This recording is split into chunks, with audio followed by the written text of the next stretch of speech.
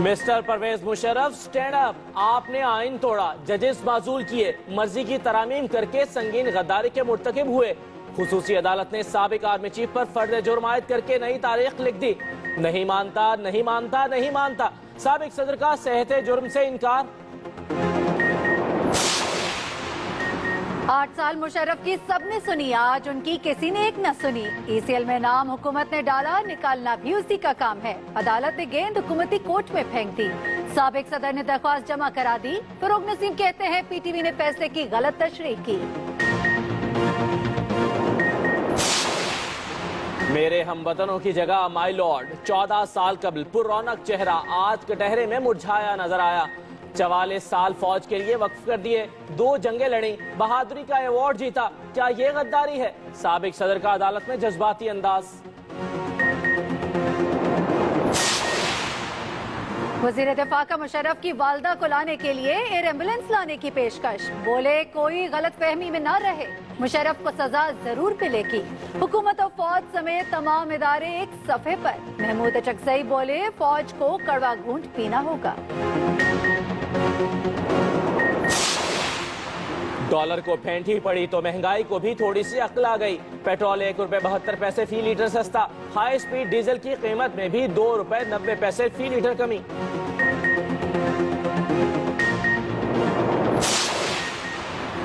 दहशतगर्द बहुत से आने हैं, लेकिन कानून से ज्यादा नहीं। कराची में रेंजर्स की कार्रवाई, राना हाजी कैंप में दफन असलहे की खेप पकड़ ली।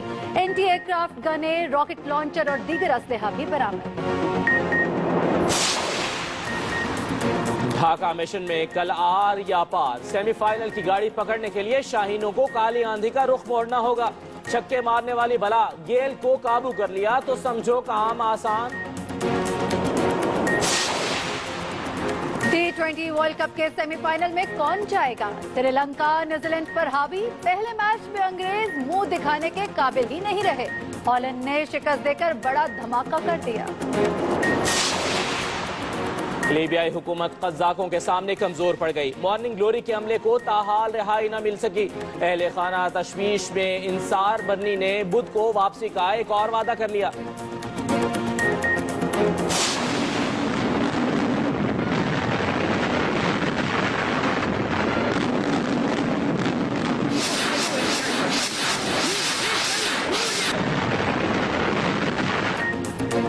मशकें करते करते असल जंग ही छिड़ गई। शुमाली कोरिया की जानिब से जनूबी कोरिया की समुद्री हुदूद में शदीद बमबारी। जवाबी कार्रवाई पर सूरत हाल मजीद खराब।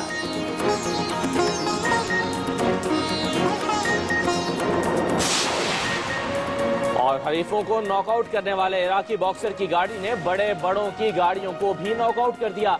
आपने देखी कभी सोने की कार?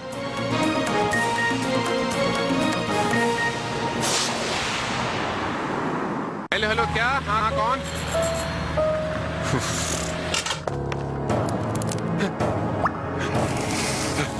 तुमने तो कहा था कि 5 मिनट की। बेगम मैंने सोच लिया है, मैं दूसरी शादी कर रहा हूँ।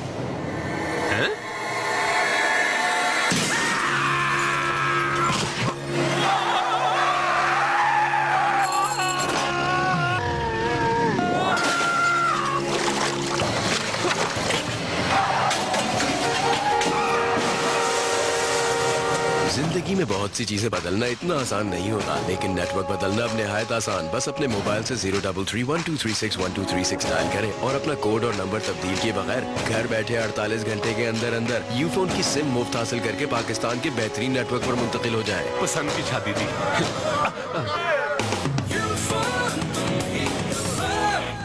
तुझे क्या पता पगले, रिश्ते आसमानों पे बनते हैं। तो उसने नीचे तुझे जमीन पे क्यों फेंक दिया है?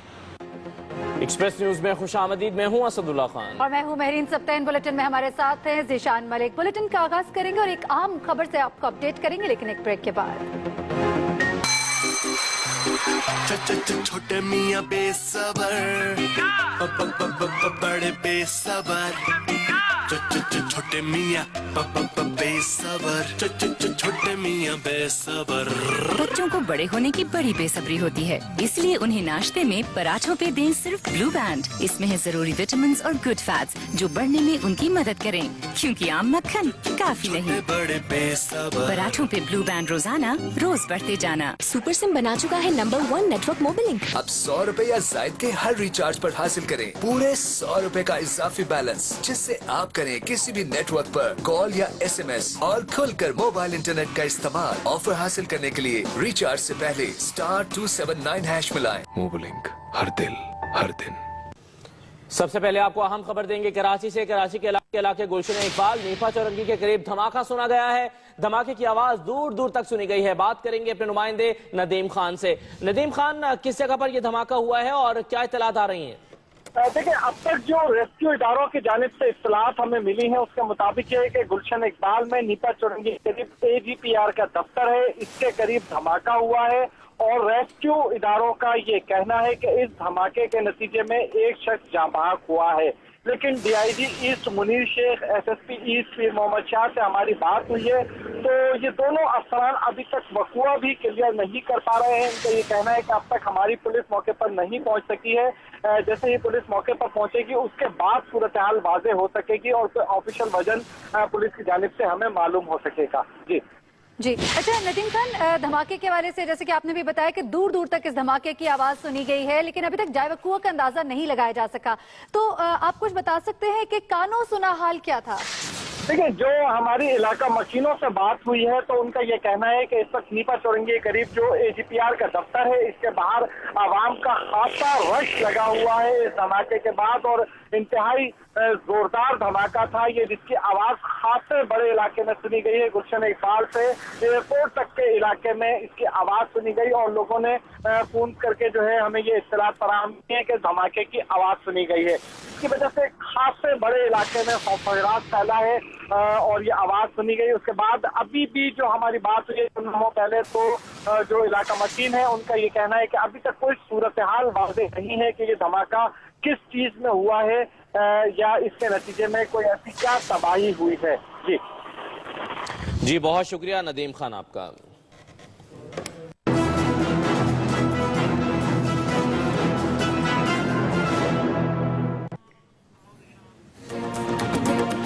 और अब बात करते हैं पाकिस्तानी सियासत में एक तारीखी पेशरफ्त की। मुल्क की तारीख में पहली बार किसी पर संगीन गद्दारी केस में फर्द जुर्म आयद कर दी गई। जस्टिस ताहिरा सफदर ने 5 इल्जामात पर मुश्तमिल फर्द जुर्म पढ़कर सुनाई। साबिक सदर ने सेहत जुर्म से इनकार कर दिया। मुशर्रफ के वकला ने बॉयकॉट किया, ताहम फरोग नसीम दिफा में पेश हो गए। मजीद बता रहे हैं मोहम्मद बिलाल। साबिक सदर परवेज मुशर्रफ गिरफ्तारी के वारंट पर तामील होने से पहले ही रजाकाराना तौर पर अदालत में पेश हो गए। सिक्योरिटी रूट की वजह से जजों की आमद में ताखीर के बायस बुलेट प्रूफ गाड़ी में बैठकर कुछ इंतजार किया तो कुछ अदालत के अंदर। चेहरे से हशाश बशाश नजर आने वाले परवेज मुशर्रफ जजों के कमरा अदालत में दाखिले पर खड़े हो गए। जस्टिस ताहिरा सफदर के फर्द जुर्म पढ़कर सुनाने से पहले जस्टिस फैसल अरब ने परवेज मुशर्रफ के वकील बैरिस्टर फरोग नसीम से कहा, फर्द जुर्म के वक्त मुल्जिम को खड़ा होना होता है, जिस पर साबिक सदर खड़े हो गए। परवेज मुशर्रफ पर आइन शिकनी के 5 इल्जामात की फर्द जुर्म पढ़कर सुनाई गई। जस्टिस ताहिरा सफदर का कहना था, आप पर पहला इल्जाम यह है कि आपने बैसियत आर्मी चीफ आइन मुअत्तल करके इमरजेंसी नाफिज की, जो कि गद्दारी के जुमरे में आता है। परवेज मुशर्रफ ने कहा वो इल्जाम को तस्लीम नहीं करते। दूसरा इल्जाम, 3 नवंबर 2007 को बतौर आर्मी चीफ गैर कानूनी तौर पर सदर मुमलिकत को आइन में तरमीम का इख्तियार दिया और इंसानी हुकूक मुअत्तल किए, जो गद्दारी के जुमरे में आता है। परवेज मुशर्रफ का फिर इनकार। तीसरा इल्जाम, 3 नवंबर 2007 को परवेज मुशर्रफ ने बहसियत सदर PCO जारी किया। जजों के हल्फ के गैर आईनी हुक्म के बायस चीफ जस्टिस ऑफ पाकिस्तान समेत बहुत से जजों को बरतरफ कर दिया गया। ये अमल गद्दारी है। साबिक सदर का सेहत जुर्म से फिर इनकार। चौथा इल्जाम, परवेज मुशर्रफ ने बतौर सदर गैर आईनी और गैर कानूनी तौर पर आईनी तरमीमी ऑर्डर जारी किया। इल्जाम बेबुनियाद है। साबिक सदर परवेज मुशर्रफ का जवाब। पांचवा और आखिरी इल्जाम, परवेज मुशर्रफ ने 14 दिसंबर 2007 को दूसरा आईनी तरमीमी ऑर्डर जारी किया, जिसके तहत आइन में गैर आईनी और गैर कानूनी तरामीम की गयी। साबिक फौजी सरबराह ने इस जुर्म से भी इनकार कर दिया। इल्जामात सुनाने के बाद अदालती एहलकार ने परवेज मुशर्रफ से चार्जशीट पर दस्तखत लिए, जिसके बाद फैसल अरब ने परवेज मुशर्रफ को बैठने की हिदायत कर दी। समाअत खत्म हुई और परवेज मुशर्रफ अदालत से सख्त सिक्योरिटी में वापस रवाना हो गए।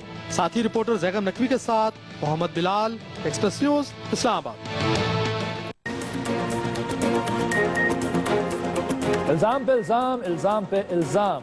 8 साल तक परवेज मुशर्रफ ने किसी की ना सुनी। आज कोई इनकी बात सुनने को तैयार नहीं है। खुसूसी अदालत ने साबिक सदर के बैरून मुल्क जाने की इस्तदा को वफाकी हुकूमत के कोर्ट में भेज दिया। परवेज मुशर्रफ के वकील फरोग नसीम का कहना है कि PTV ने फैसले की गलत तशरीह की।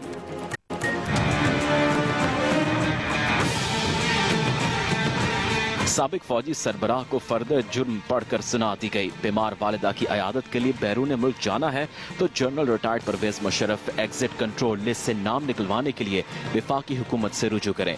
खुसूसी अदालत ने संगीन गद्दारी मुकदमे का 5 सफ़ात पर मुश्तमिल तहरीरी फैसला भी जारी कर दिया है। अदालती फैसले में कहा गया है कि परवेज मुशर्रफ अदालत में रजाकाराना तौर पर पेश हो गए, लिहाजा उनको हिरासत में नहीं लिया गया। बैरिस्टर फरोग नसीम ने इस्तदा की थी कि परवेज मुशर्रफ की 95 साला वालिदा सख्त बीमार हैं और उनकी अयादत और इलाज के लिए बैरून मुल्क जाना चाहते हैं, पर अदालत ने अपने हुक्मनामे में लिखा है कि खुसूसी अदालत ने परवेज मुशर्रफ का नाम ECL में नहीं डाला, चुनाचे वफाकी हुकूमत से ही राब्ता किया जाए। फैसले में मजीद लिखा गया है कि परवेज मुशर्रफ को अदालत ने AFIC में इलाज के लिए नहीं भेजा, बल्कि मुल्जिम खुद अपनी मर्जी से वहाँ जेर इलाज है। फौजदारी मुकदमे में जब तक कोई मुल्जिम जेर हिरासत न हो, अदालत उसकी नकलो हरकत पर कदगन नहीं लगा सकती। परवेज मुशर्रफ जहाँ चाहे अपनी मर्जी के अस्पताल में इलाज करवा सकते हैं। इससे कबल समाअत के दौरान खुसूसी अदालत ने परवेज मुशर्रफ के खिलाफ फर्द जुर्म पढ़कर सुनाई तो अकरम शेख खड़े हो गए और कहा कि उनको साबिक सदर की वालिदा की अलालत पर तशवीश है। वो परवेज मुशर्रफ को अयादत के लिए वालिदा के पास जाने की मुखालफत नहीं करेंगे। खुसूसी अदालत ने संगीन गद्दारी मुकदमे की समाअत 15 अप्रैल तक मुलतवी करते हुए परवेज मुशर्रफ को हाजिरी से इस्तिस्ना ही दे दिया है और कहा है कि जरूरत पड़ने पर उन्हें अदालत में पेश होना होगा। हुकूमत ने भी गद्दारी केस में अपने पत्ते शो कर दिए हैं। वज़ीर दिफा ख्वाजा आसिफ का कहना है कि कोई गलत फहमी में न रहे, परवेज मुशर्रफ ने आइन शिकनी का घिनौना जुर्म किया, सजा जरूर मिलेगी। उनका बाहर जाना मुमकिन नहीं, अलबत्ता इनकी वालिदा को एयर एम्बुलेंस में पाकिस्तान ला सकते हैं। 4 दफा जो शब खून मारा गया। कौमी असम्बली में खिताब करते हुए वज़ीर दिफा ख्वाजा आसिफ ने परवेज मुशर्रफ की बीमार वालिदा को पाकिस्तान लाने के लिए एयर एम्बुलेंस की पेशकश करते हुए कहा कि मुशर्रफ पर फर्द जुर्म आयद की जा चुकी, केस भी जरूर चलेगा। कानून और आइन की बालादस्ती जो है इस मुल्क में हमेशा हमेशा के लिए कायम होगी और कानून की जो रिक्वायरमेंट्स हैं, कानून के जो तकाजे हैं, वो इंशाअल्लाह ताला हमारी हुकूमत पूरी करेगी और अदलिया जो भी फैसला करेगी हम उसका मनोवन उसको तस्लीम करेंगे और उस पर अमल दरामद करेंगे। वज़ीर दिफा ने कहा कि परवेज मुशर्रफ की तरह कई ऐसे मुल्जिम पाकिस्तान की जेलों में मौजूद हैं जिनके रिश्तेदार बीमार हैं। अल्लाह ताला मुशर्रफ साहब की वालिदा को जिंदगी दे। यहाँ पे बहुत सारे लोग हैं, मैं किसी नाम नहीं लेना चाहता, जब हम कैद में थे लोगों की वालिदैन बीमार हुए। आसिफ अली जरदारी साहब की वालिदा फौत हो गई, वो कैद में थे, उनको पैरोल पे लाया गया, उन्होंने जनाजा पढ़ा। अल्लाह ताला ऐसी नौबत ना लाए। असम्बली से खिताब में वज़ीर इत्तलात परवेज रशीद ने कहा कि आइन की बालादस्ती यकीनी बनाएंगे। हम पाकिस्तान में कानून को मजबूत कराएं, हम पाकिस्तान में जमहूरियत के तसलसल को बरकरार रखें, हम पाकिस्तान में एक आज़ाद मीडिया जो है उसकी नश्वनुमा होने दें, हम पाकिस्तान में एक आज़ाद खुद मुख्तार अदलिया जो है उसका वजूद अमल में लाएं। कौमी असम्बली में बहस में हिस्सा लेते हुए तहरीक इंसाफ के रहनुमा मखदूम जावेद हाशमी ने कहा कि ऐसा लग रहा है हुकूमत मुशर्रफ को उड़न खटोले में बिठाकर बाहर भिजवा देगी। महमूद खान अचकजई ने कहा कि अगर मुशर्रफ को बाहर जाने की इजाजत दी गई तो संगीन गलती होगी। उन्होंने कहा कि नवाज शरीफ अगर मुशर्रफ को माफ भी करना चाहते हैं तो उन्हें अलामती सजा जरूर दी जाए। साबिक सदर परवेज मुशर्रफ ने ECL से नाम निकलवाने के लिए वजारत दाखिला को दरखास्त दे दी। उनके वकील बैरिस्टर फरोग नसीम का कहना है कि सरकारी TV ने अदालती फैसले की गलत तशरीह की। वो इस्लामाबाद में प्रेस कॉन्फ्रेंस कर रहे थे।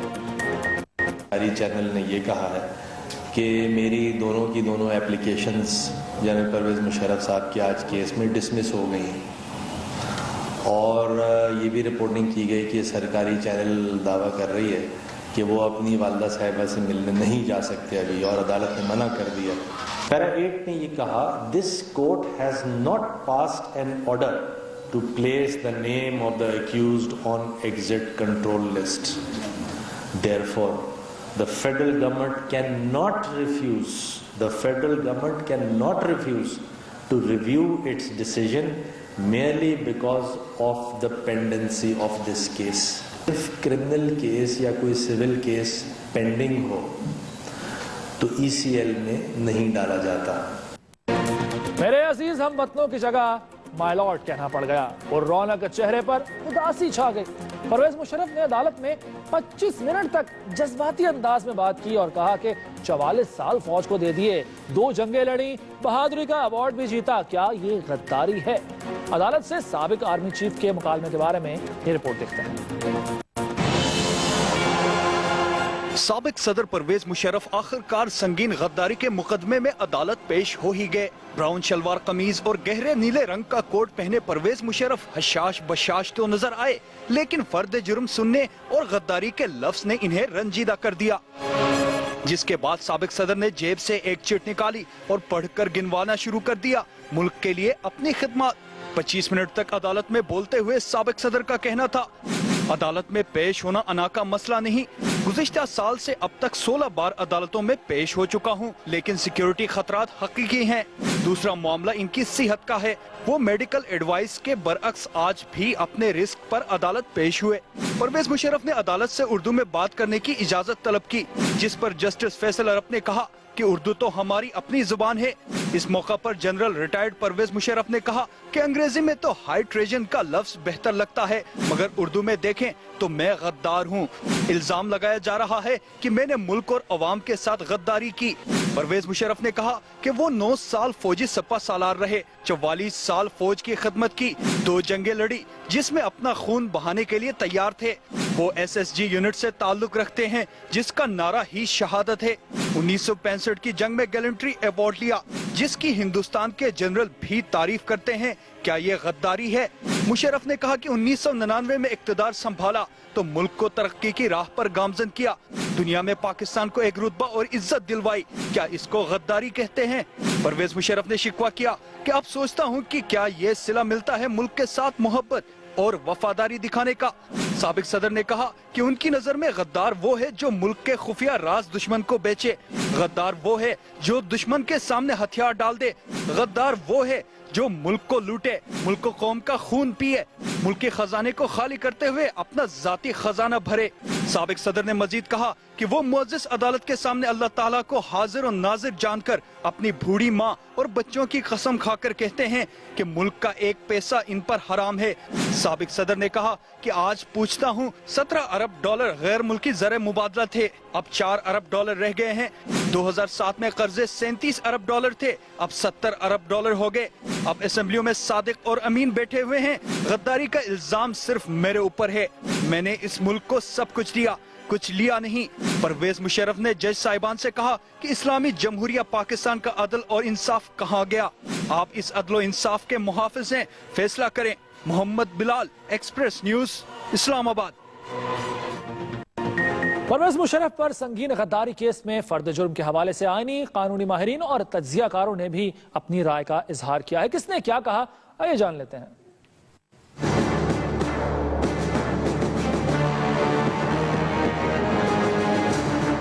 आसान सी बात भी उलझ जाए तो समझ नहीं आती, और बात हो कानून की तो समझ से ज्यादा कानूनी और आईनी नुक्ता नजर जानना जरूरी हो जाता है। कानूनी और आईनी माहिरीन कहते हैं किसी मुकदमे में फर्द जुर्म सुना दी जाए तो उसका मतलब आयद होना ही है। फर्द जुर्म आयद हो गए तो मुकदमा जो है नॉर्मल तरीके से चलेगा। वो जो प्रोसिक्यूटर है गवर्नमेंट का, उसको उससे पूछे कि कोर्ट के आप कब अपने गवाह पेश करेंगे इसमें, और गवाहों को के बयानात में कलमबंद होंगे। उसके बाद फिर इनसे पूछा जाएगा जनरल साहब से कि आपको क्या कहना है। उसके बाद सिर्फ उनसे पूछा जाएगा कि आप बताइए इसके जवाब में क्या कहते हैं, या वो हाँ कहेंगे या वो ना करेंगे। तज्जियाकारों की राय है कि गद्दारी केस का फैसला कुछ भी हो, इसके असरात गहरे होंगे। अगर कानून और आइन की नजर से देखा जाए तो जनरल परवेज मुशर्रफ साहब बुरी तरह फंस चुके हैं कि वो कानून में और आइन में गुंजाइश नहीं है कि कोई शख्स कानून तोड़े और आइन तोड़े और उसके बाद उसको बाहर जाने की या जिंदगी आराम से गुजारने की इजाजत दे दी जाए। केस अब इतना आगे जा चुका है कि इस केस को रिवर्स करना अब हमारे जो सिस्टम है उसमें गुंजाइश इसकी मौजूद नहीं है। ये केस यकीनन मंतकी अंजाम की तरफ बढ़ेगा और मंतकी अंजाम तक पहुंचेगा, इसमें तो कोई डाउट ही इस वक्त नहीं है। पाकिस्तान में जब भी इस किस्म के पॉलिटिकल केसेस अदालत के सामने आए हैं पूरी पाकिस्तान की तारीख में, तो अदालतों ने वही फैसले किए हैं जो कि हुक्मरान बाला जो है वो चाहते थे। वफाकी हुकूमत की तरफ से साबिक सदर परवेज मुशर्रफ के खिलाफ गद्दारी केस अहम मोड़ पर पहुंच चुका है। गद्दारी केस के मंतकी अंजाम का फैसला और वक्त कम रह गया है। एक्सप्रेस हैप्पी न्यूज को आप तक पहुंचाने के लिए हमारे साथ ताउन किया है Happy Like Paints, Colors of Happiness। हुकूमत ने पेट्रोलियम मसनूआत की कीमतों में कमी का ऐलान कर दिया है, जबकि पंजाब में कल सुबह 10 बजे से शाम 4 बजे तक CNG की फराहमी का नोटिफिकेशन भी जारी कर दिया गया है। इस्लामाबाद में वज़ीर आज़म नवाज शरीफ को वज़ीर खजाना इसहाक डार ने मुआशी सूरत हाल पर ब्रीफिंग दी। उन्होंने बताया कि डॉलर 98 रुपए तक आ गया है, जिस पर वज़ीर आज़म ने हिदायत की कि पेट्रोलियम मसनूआत की कीमतों में कमी की जाए। तर्जुमान वज़ीर आज़म हाउस के मुताबिक 1 लीटर पेट्रोल की कीमत में ₹1.72 कमी कर दी गई। HOBC की कीमत को ₹4.66 कम कर दिया गया।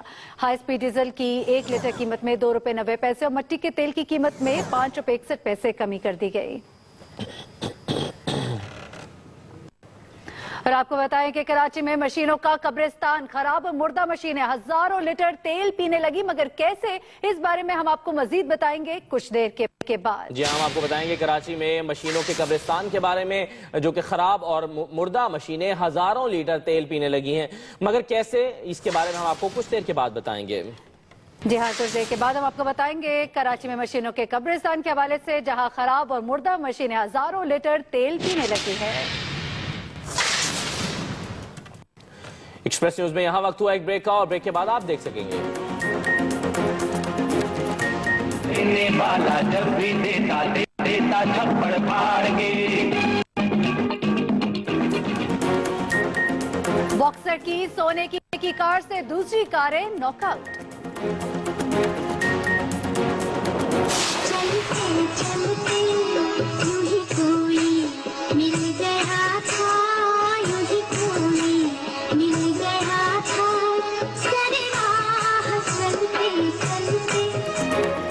और ट्रेजेडी क्वीन मीना कुमारी को चलते चलते याद करें।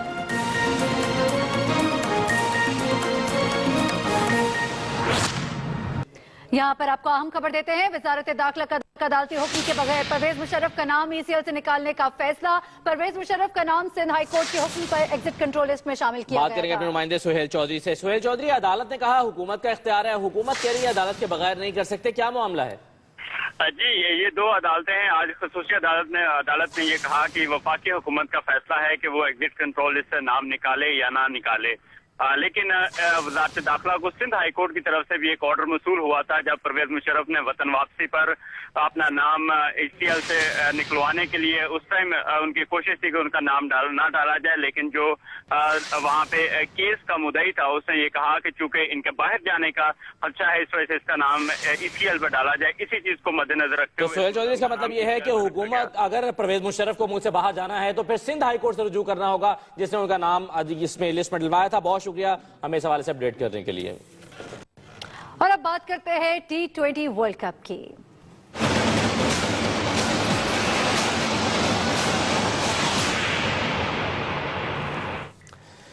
फाइनल से पहले फिर फाइनल का सामना है। पाकिस्तानी टीम के पास काली आंधी का रुख मोड़ने के अलावा कोई ऑप्शन नहीं। शाहीन हारे तो पर कट जाएंगे, जीते तो सेमीफाइनल में परवान भर लेंगे। ग्रुप 2 का नॉकआउट मैच कल खेला जाएगा शेरे बंगला स्टेडियम मीरपुर ढाका में। The ICC 2020 West Indies। एक तरफ होगा दिफाई चैंपियन टीम का जारहानापन और दूसरी तरफ कुछ कर गुजरने का जज्बा होगा पाकिस्तानी शाहीनों का। Down the ground. This is a clean hit for 6. अब टाकरा होगा पाकिस्तान और वेस्ट इंडीज का शाम 6:30 बजे। इवेंट में जिंदगी इसी को मिलेगी जो जीतेगा, और वापसी का टिकट वही कटाएगा जिसका मुकद्दर शिकस्त बनेगी।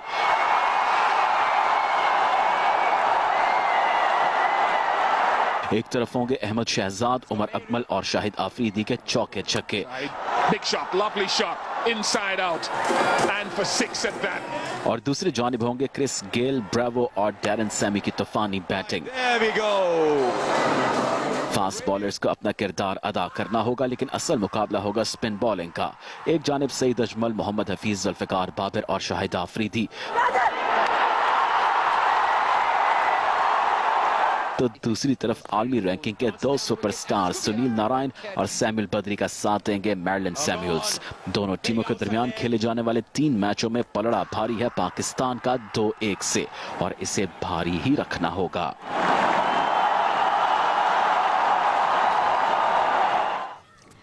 और यहाँ पर आपको अहम खबर देते हैं, श्रीलंका ने न्यूजीलैंड को शिकस्त देकर सेमीफाइनल में अपनी जगह पक्की कर ली है। जी हाँ, श्रीलंका ने न्यूजीलैंड को शिकस्त देकर सेमीफाइनल में अपनी जगह पक्की कर ली और यूं सेमीफाइनल के लिए क्वालिफाई कर लिया है। जी हाँ, आज श्रीलंका ने पहले खेलते हुए महज 119 रन बनाए, 120 रन का हदफ दिया, लेकिन पूरी टीम 60 रन पर आउट हो गई। न्यूजीलैंड की 59 रन से कामयाबी हासिल कर ली श्रीलंका ने।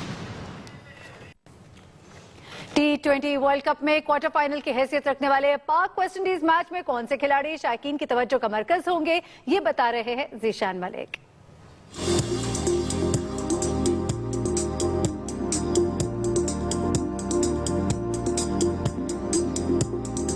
वर्ल्ड T20 में अब अगर मगर नहीं चलेगी। सेमीफाइनल की दौड़ में शामिल होने के लिए पाकिस्तान को हर सूरत काली आंधी का जोर तोड़ना होगा। शायकीन को दोनों टीमों के दरमियान खेले जाने वाले मैच में खूब मार धाड़ की तवक्को है। पाकिस्तानी स्क्वाड में शामिल हैं ओपनर अहमद शहजाद, जिन्होंने बांग्लादेश के खिलाफ सेंचुरी स्कोर करके वेस्ट इंडीज के लिए खतरे की घंटी बजा दी है। अपने धुआंधार खेल की वजह से मशहूर उमर अकमल अच्छी फॉर्म में हैं। बांग्लादेश के खिलाफ नाकामी के बाद इनका बैट रन्स उगलने के लिए बेताब है।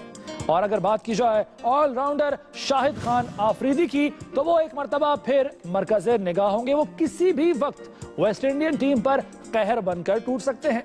बॉलिंग में जादूगर स्पिनर सईद अजमल की घूमती गेंदें मुखालिफ टीम को चकरा कर रख देती हैं। डैरिन सैमी एंड कंपनी को सईद अजमल के दूसरा का तोड़ ढूंढना होगा। इनका साथ देंगे उमर गुल, जिन्होंने अपनी लाइन एंड लेंथ पर काबू पा लिया तो मुखालिफ टीम की खैर नहीं।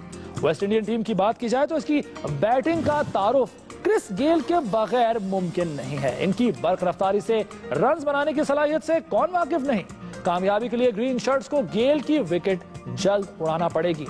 अपने फलक शगाफ छक्कों से ऑस्ट्रेलिया से फतह छीनने वाले डेरिन सैमी को जल्द पवेलियन भेजना जरूरी है।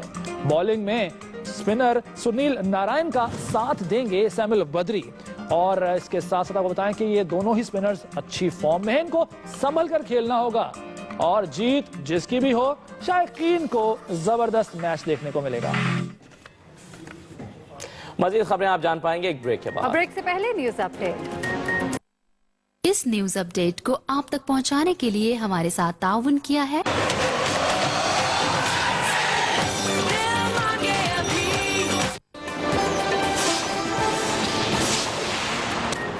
कराची के इलाके गुलशन इकबाल में निपा चौरंगी के करीब धमाका, एक शख्स जाँ बहक।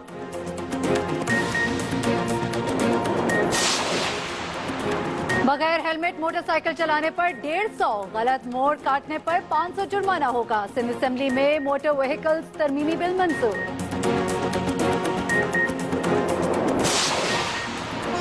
मेरे मुजरिम आजाद क्यों हैं? लिया में ज्यादती का शिकार लड़की ने एहतजाजन मां समेत खुद को पिंजरे में बंद कर लिया।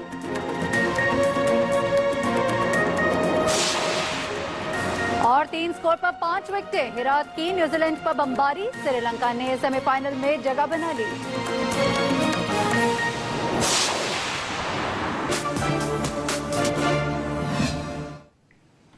आज के कराची नामे का आगाज करते हैं करप्शन की एक गजब कहानी से। कराची में खराब और मुर्दा मशीनें भी तेल पीने लगी हैं। हुकूमत ने अवाम के खून पसीने की कमाई से इन गाड़ियों का पेट भरना शुरू कर दिया। गजबनाक करप्शन की अजब कहानी सुना रहे हैं मज़ाहिर सईद।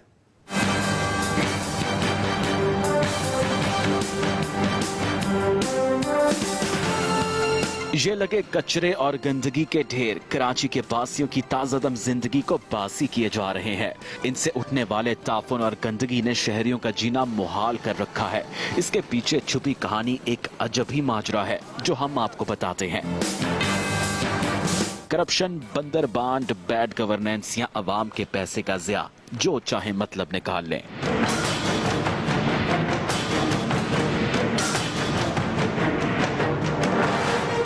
ये वो 1 अरब रुपए की मशीनरी है जिसने सारे शहर का कूड़ा उठाना है, लेकिन कूड़ा उठाना तो दूर की बात, ये मशीनरी तो अपने कब्रिस्तान पहुंच चुकी है और अब इसे लोग चोरी चोरी बेच भी रहे हैं। तकरीबन 220 मिलियन का खर्चा आएगा अगर हम इस 120 मशीन्स जो हमारी ऑफ रोड हैं उनको अगर हम ऑन रोड करने जाएं। साल 2007 में कराची शहर की सफाई के नाम पर 1 अरब रुपए की मशीनरी खरीदी गई। इसमें सड़क बिछाने की machinery, hydraulic crane lifter, dumper, trolleys और शावल जैसी बड़ी बड़ी मशीनें शामिल थीं। ठीक 5 साल बाद इस मशीनरी की पूरी खेप को मेवाशा कब्रिस्तान पहुंचा दिया गया और कहा यह गया कि ये अब काबिले इस्तेमाल नहीं। ये वो क्रेन है जिसकी मालियत 70 लाख रुपए है। मशीनरी के इस कब्रिस्तान में काम करने वाले अमले के मुताबिक सब कुछ अफसरान के इल्म में है और दमादम मस्त कलंदर का राज है। ये जो ऊपर जितने ब्यूरोक्रेट बैठे, मैंने आपसे कहा है ना कि ये जो ठेकेदार से ये लोग काम ले रहे हैं अरबों और खरबों रुपए दे के टनिश के हवाले से, वही पैसा अगर ये अपनी मशीनरी पर लगाएं बजाय गवर्नमेंट ऑफ पाकिस्तान को फायदा देने के, आवाम को फायदा देने के, वो ठेकेदारों के पेट भर रहे हैं। जराये के मुताबिक इन मशीनों से लाखों रुपए का सामान चोरी किया जाता है जिसे शेरशाह कबाड़ी मार्केट में बेच दिया जाता है और हैरान कुन इंकशाफ ये है कि आज तक इसके सामान की चोरी की एक भी FIR तक दर्ज नहीं कराई गई। इस बहती गंगा में सभी हाथ धो रहे हैं और वो भी पेट्रोल से। जी जनाब, कराची म्यूनिसिपल कॉर्पोरेशन इस मुर्दा और बची कुची जानदार मशीनरी की मद में रोजाना का 8000 लीटर तेल लेती है। कॉर्पोरेशन के डायरेक्टर की सुनिए। चंद रोज कबल जब हम उनके पास पहुंचे तो कहने लगे हमारे पास 200 में से सिर्फ 80 गाड़ियां काबिले इस्तेमाल हैं। गाड़ियां यकीनन खराब हैं, हम उसको बनाने की कोशिश कर भी रहे हैं। इन डायरेक्टर साहब के पास जब हम 6 रोज बाद दोबारा पहुंचे तो कहने लगे हमारे पास 220 गाड़ियां हैं जिनमें 8000 लीटर तेल रोजाना इस्तेमाल होता है। अगर 220 गाड़ी, एक गाड़ी अगर 50 लीटर भी इस्तेमाल करती है तो आप अंदाजा लगा लें 220 ज़रब 50। खैर, चाहे वो 6 दिन में ही अपनी बात से मुकर गए, मगर हम उनकी ये बात मान लेते हैं। चाहे 80 या 220 गाड़ियां काबिल इस्तेमाल हों, लेकिन साइंस की इस बात को किस तरह झुठलाएं कि अगर इन्हीं गाड़ियों में रोजाना का 8000 लीटर पेट्रोल डले तो कम से कम ये एक दिन में 40,000 किलोमीटर चल सकती हैं। जी जनाब, 40,000 किलोमीटर, यानी एक दिन में दुनिया का एक चक्कर। मुजाहिर सईद, एक्सप्रेस न्यूज, कराची। और ड्राइविंग में गलतियां करने वाले इंतहाई होशियार हो जाएं। कानून तोड़ा तो पहले से दुगना जुर्माना होगा, सजाएं भी कम नहीं मिलेंगी। सिंध असेंबली ने मोटर व्हीकल बिल मंजूर कर लिया, जिसकी तफसीलात बताएंगे वकील राव।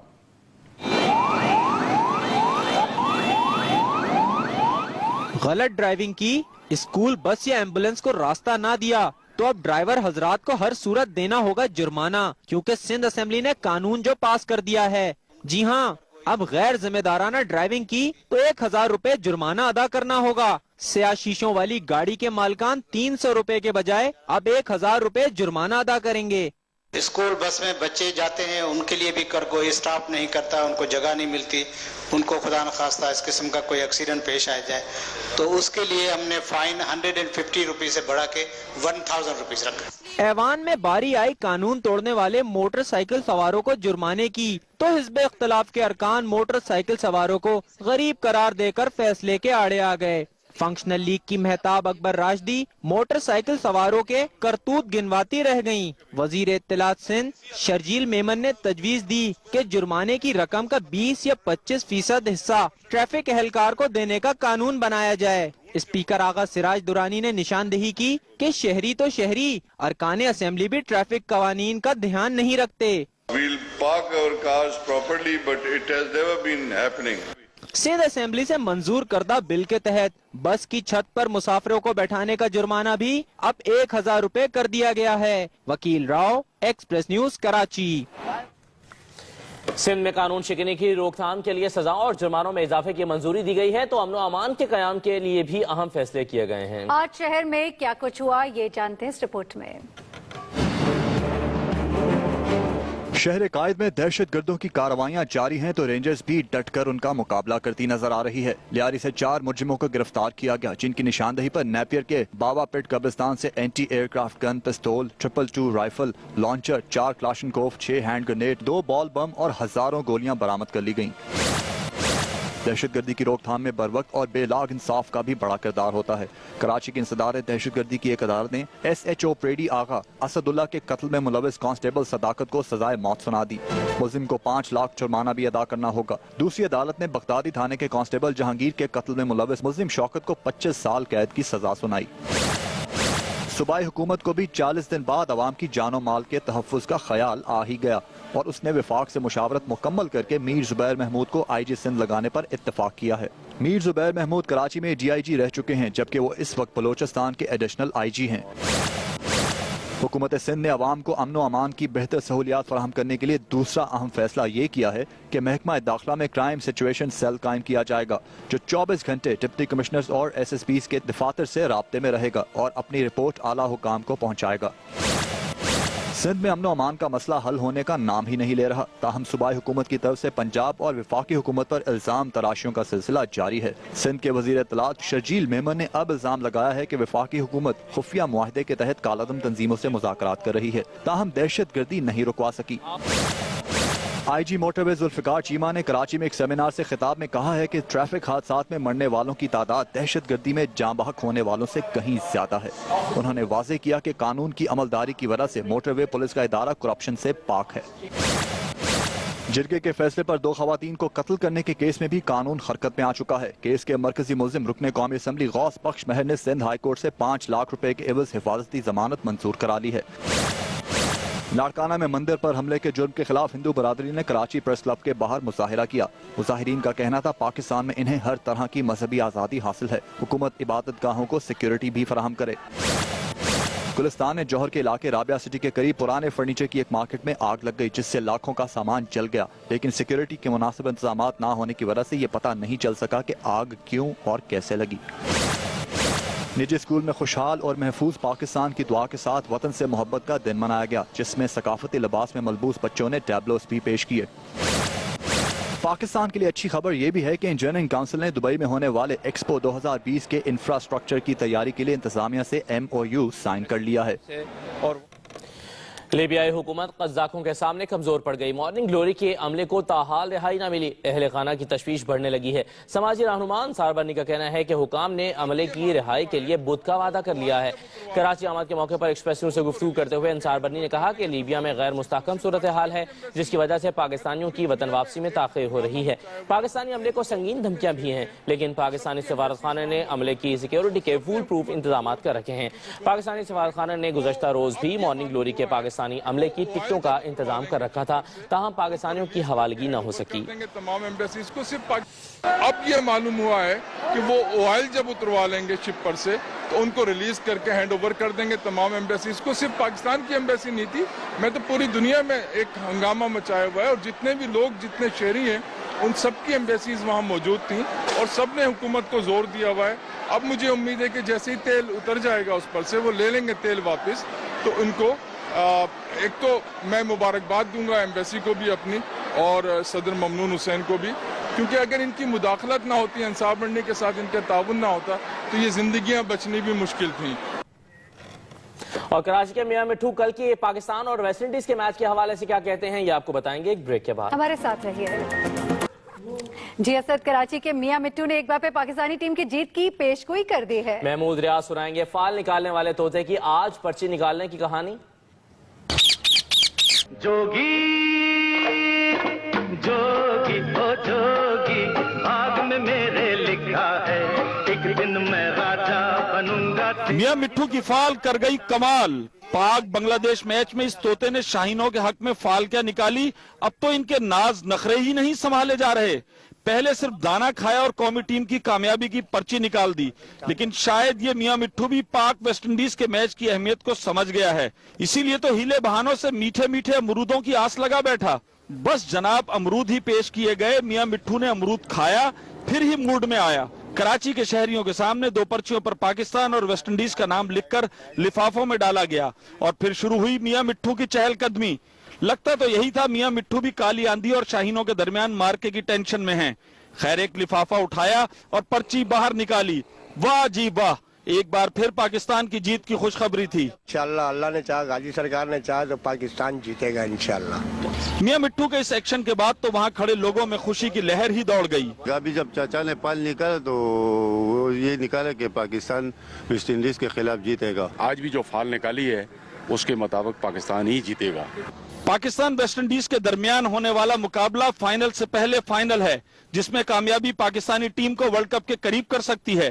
मिट्ठू मियां ने एक बार फिर पाकिस्तान और वेस्ट इंडीज के दरमियान होने वाले मैच में पाकिस्तान की जीत की खुशखबरी सुना दी है और अवाम का भी कहना है कि मिट्ठू मियां की बात इस दफा भी गलत साबित नहीं होगी।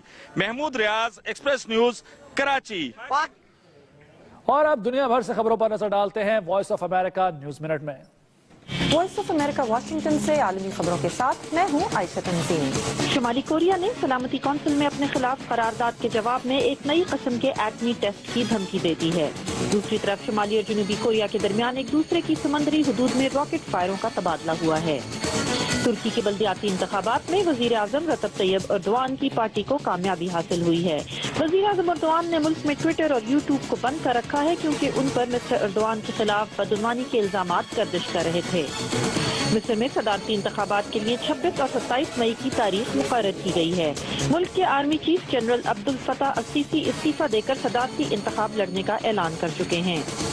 और अक़वाम मुत्तहिदा की एक नई रिपोर्ट के मुताबिक दुनिया ने माहौलियाती आलूदगी के खिलाफ फौरी एक्शन न लिया तो ये मामला हाथ से निकल जाएगा। Inter governmental panel of climate change की इस रिपोर्ट की 100 से ज्यादा हुकूमतों ने हिमायत की है। ये थी आलमी खबरें वॉइस ऑफ अमेरिका वाशिंगटन से। अब तक के लिए इतना ही। देखते रहिए एक्सप्रेस न्यूज।